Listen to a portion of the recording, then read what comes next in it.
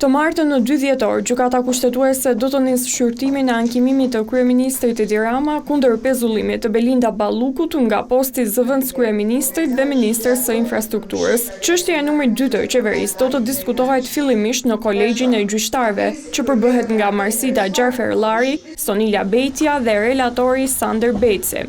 Në një njoftim për media, gjykata sqaroi se vonesa në shqyrtimin e kësaj çështje erdhi për shkak të largimit nga gjykata të Holta Zaçajt, duke argumentuar se Marsida Gjarferllari, e cila u caktua dje si pjesë e kolegjit, kishte nevojë për më shumë kohë për t'u njohur me dokumentacionin. Kolegji i Gjyqtarëve pritet të vendosë nëse padia e kryeministrit duhet të kalojë apo jo në seancë plenare. Pas kësaj faze, trupa e plotë e gjyqtarëve shqyrton çështjen në themel, nëse ka të drejtë apo jo gjykata e posaçme të pezullojë një anëtar të kabinetit qeverisës. Kryeministri Edi Rama ju drejtuar gjykatës kushtetuese javën e kaluar duke kërkuar shfuqizimin e vendimit të gjykatës së posaçme për pezullimin e numrit 2 të qeverisë Belinda Ballukun.